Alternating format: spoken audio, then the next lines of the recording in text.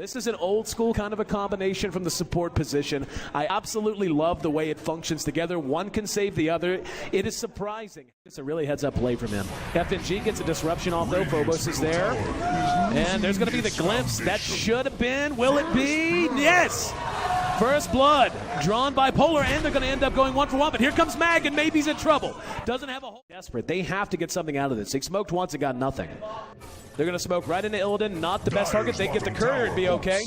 Courier manages to fly to safety, and Illidan. Here we go. There's a haste rune that's popped. Illidan could be in some trouble here coming from behind. Oh, no. Able to blink once again. Here comes the Brewmaster behind that FNG. Focused by 7. Finally connects on a calling blade. But here comes Mag.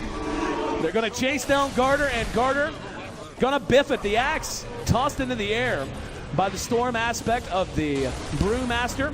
It's a 1-for-1. And Phobos used his split, didn't get much out of it. Mag has his ulti if he needs it. 7 comes back in. Will they get Mag? They will. That makes it worthwhile for them.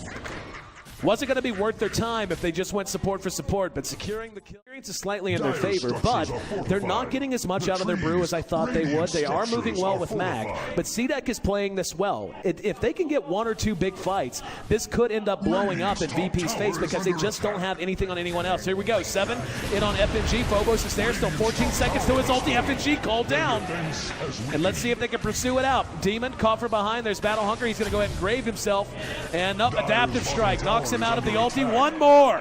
Looks like 7 found that R button after all. And Garder buying himself a little bit of time. Doesn't matter. Illidan there to help clean things up. Ends up being a 2-for-1. And they make it the Ancient Apparition as well. In fact, they should. Yeah. And I just actually thought I heard a Mana Void somewhere. Yep, he's up on the 7 right here, the axe. Oh, there it is. Here we go. Mag charging in. Kaboom! Ulti. Got him. Needs a bash. No, he doesn't. Needs Illidan. Ends up being a trade that I do believe all said and done. As they smoke 3. Here in mid, maybe makes for an appetizing target. They've got a ward down to keep an eye on him. Not sure of what support he has behind him. And his replicant just expired. No, it didn't. No, it didn't. Thought it did. Here comes Mag in. Just gonna go on through. And behind that, yeah, we're actually going to find a kill on the Anti-Mage as CDEC found him in the jungle. Now they're going to collapse upwards. Mag, their FNG, hit with the grave. Now they're going to re-engage. He's dead for sure. This is the kind of fight CDEC's been needing. Dragging Mag up to the high ground. Beautifully played that time. Really well played. CDEC had to have a fight like that and got it when they needed it the most. More importantly, they killed Illidan. Oh, they couldn't. Oh, just barely missing these pounces. Those ones you can't fault them. He's just simply out of range. But there's the glimpse, and there is the call as well. Demon's gonna get blown up. Maybe he's on the dominating streak. A regen rune to boot in bottom lane, or bottom river, I should say.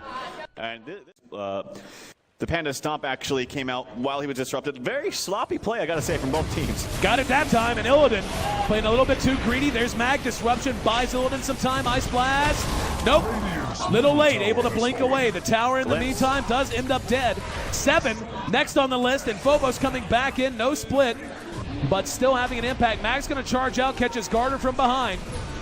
Doesn't have an ulti, doesn't need it. Got a couple of bashes when he needed it. FNG's going to end up dead there, but Illidan helping to track him down behind the tier 2. 4-for-1.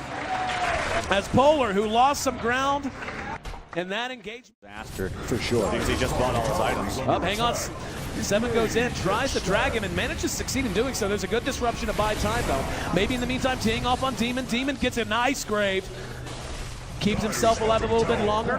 And maybe he's way out front there. He's going to have the Lincoln's pop. In the meantime, behind that, Illidan goes right back in, goes to work, kills off Garder. Now Maybe's turn. Look at the damage. That's insane.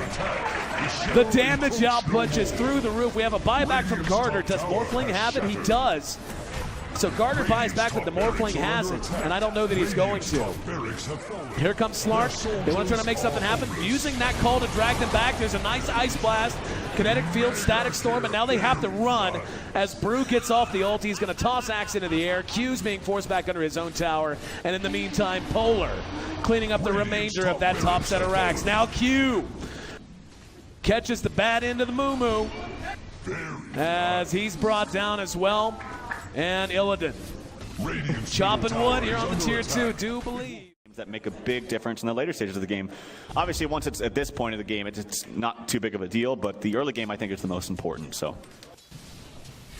Well, it looked like they're ready to take a run at bottom. We may have a final fight here as CDEC's going to smoke right into Illidan. Illidan, once again, the call missed. That's what I'm talking about, yeah. Yep, missed it again. Mag and Illidan just looking to find targets. There's a glimpse that sends Illidan back from Winston. Look at slow, man. Slark just evaporates.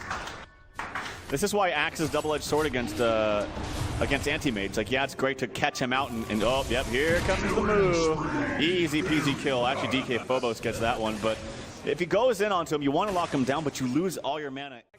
They just can't touch it. Look at that damage. Yeah, Mag just feels, even he just feels completely impenetrable. That's going to be your ultra super duper mega creeps. GG.